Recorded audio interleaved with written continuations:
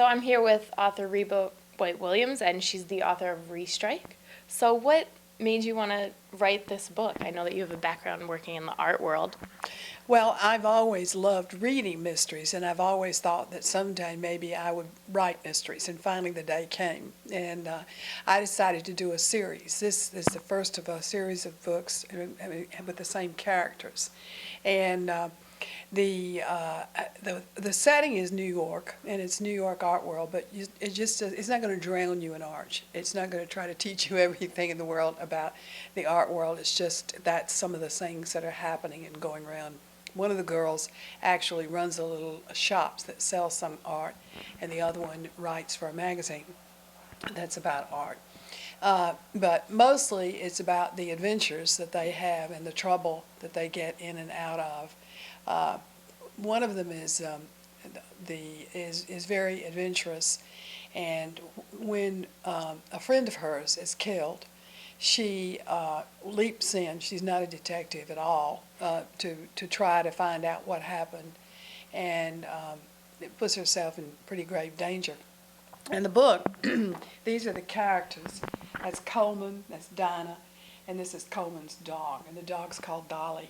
Okay. And that dog has an important role in all the books. And so, she goes everywhere with Coleman. So does this book have some insight into the art world? I know you said it didn't go. Yes. People who have read it have said that they have learned a lot about the particular part of the art world that this deals with, which is prints, fine prints. You'll see here on the front that this is a print, and it talks about buying them at auction. It talks about why people buy them versus paintings and so forth. But I do try not to drown people in facts. I want people to love the characters, and I want people, the plots are supposed to be just like this, so fast and clicking, and I want to surprise people constantly. And if I decided to try to teach everybody a whole great big thing on art, I wouldn't be able to do the other two You might things. lose some people. Yeah. Yeah. I think so. So does it talk about forged art a lot in the book as well?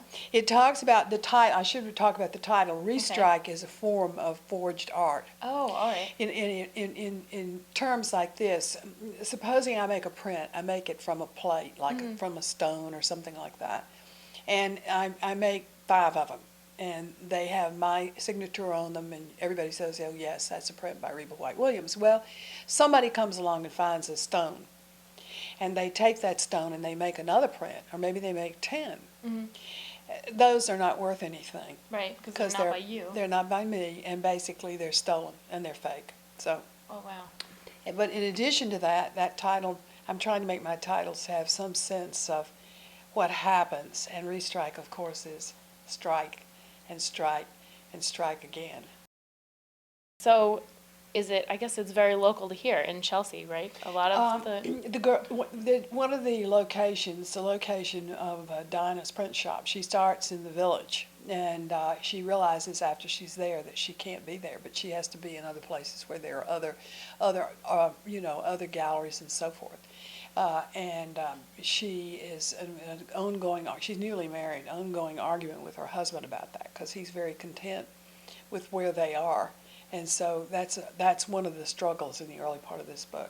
When writers create characters, they have to be careful not to make them too old. Like, for example, Miss Marple, when she was created by her wonderful creator, she was already an old lady. And I didn't want to do that. So these girls they're 30-ish, so there's enough time so that they could be in New York being successful and so forth. But they aren't so old you're worried about them not going on for the next story. I'm Reba White Williams, and I'm showing you here my book. It's called Restrike. It's a mystery set in the art world of New York, and I hope you'll go right out to almost any store and buy it and read it and love it and pass it on and write a review. Thank you.